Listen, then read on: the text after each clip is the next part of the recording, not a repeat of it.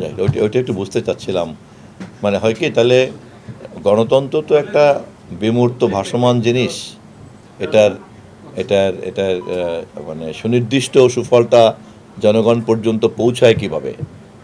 পৌঁছায় হচ্ছে তো যখন মানুষজন নির্বাচিত সরকারের আমলে এই ধরনের স্বাধীনতা, এই ধরনের পরিবেশ, এই ধরনের পরিস্থিতিকে যখন তারা নাগরিক অধিকার চর্চা করার ক্ষেত্রে পায়, ওটাই হলো গণতান্ত্রিক সরকারের গণতান্ত্রিকতার দায়িত্ব। যেটা একটা জবাবদিহিতাবিহীন থাকলে পরে সে তো এগুলো করবে না, সে তার খুশি মতো, না এটা হবে না, ওটা বাদ, এরে বাদ দাও, ওর দলের বাহিনী গিয়ে মাস্তানি করলো, না এই অনুষ্ঠান হবে না, না চান্দা দাও।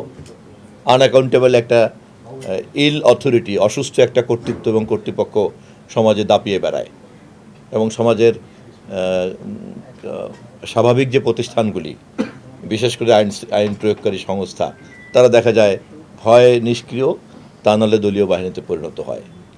সেই বিবেচনায় 17ই ফেব্রুয়ারিতে আমাদের শপথ গ্রহণ এবং তারপর থেকে 21শে ফেব্রুয়ারিতে ভাষা আন্দোলন দিবস পালন করা, তারপরে 26শে মার্চ স্বাধীনতা দিবস পালন করা, পবিত্র ঈদ উল ফিতরের অনুষ্ঠান করা, এবং গত পয়লা বৈশাখ পালন করা, এবং তারপরে এটা এ পর্যন্ত আমাদের কাছে যতটুকু সংবাদ, সর্বত্রই একটা স্বতঃস্ফূর্ততার ছাপ পড়েছে, একটা স্বতঃস্ফূর্ততার ছাপ পড়েছে।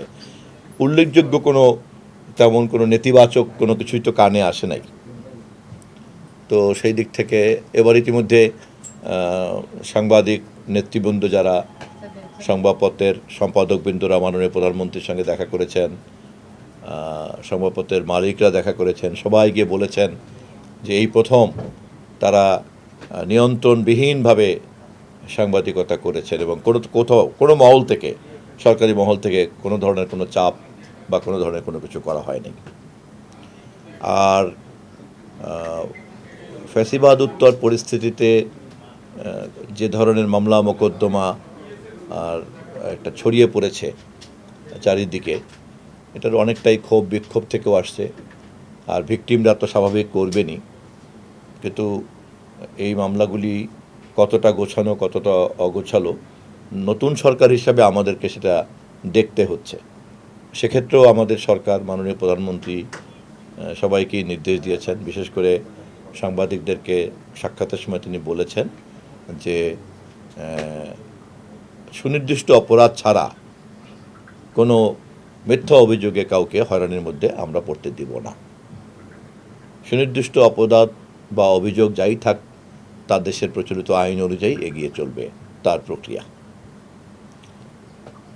পবিত্র ঈদ উপলক্ষে আমি আপনাদের সকলের মাধ্যমে আমাদের সরকারের পক্ষ থেকে দেশবাসীকে অভিনন্দন জানাই, শুভেচ্ছা জানাই, এবং আমাদের সরকারের এই প্রায় 100 দিন অতিক্রান্ত হওয়ার এই পর্যন্ত বিভিন্ন মহল থেকে যে সহযোগিতা আমরা পেয়েছি, সে কারণে সকলের কাছে কৃতজ্ঞতা জানাই। বিশেষ করে গণমাধ্যমকে একটা বিশেষ ঈদের শুভেচ্ছা এবং ধন্যবাদ জানাই যে তারা আমাদের গত 100 দিনের কর্মকাণ্ডকে যেভাবে তুলে ধরেছেন, আমাদের মাননীয় প্রধানমন্ত্রীর যে মানুষের নেতা, তার আচারে আচরণে, চলনে বলনে, পোশাকে পরিচ্ছদে এবং নির্বাচনের প্রতিশ্রুতি বাস্তবায়ন করার ক্ষেত্রে এটির জন্য গণমাধ্যম তার পেশাগত দায়িত্ব পালন করেছেন। বাট আমাদের জায়গা থেকে আমরা মনে করি যে একটা বিশেষ ধন্যবাদ এবং কৃতজ্ঞতা গণমাধ্যমকে জানানো আমাদের একটা দায়িত্ব। তো এই হলো আমার তরফ থেকে ঈদের শুভেচ্ছা এবং বক্তব্য। আর কোনো কথা আছে?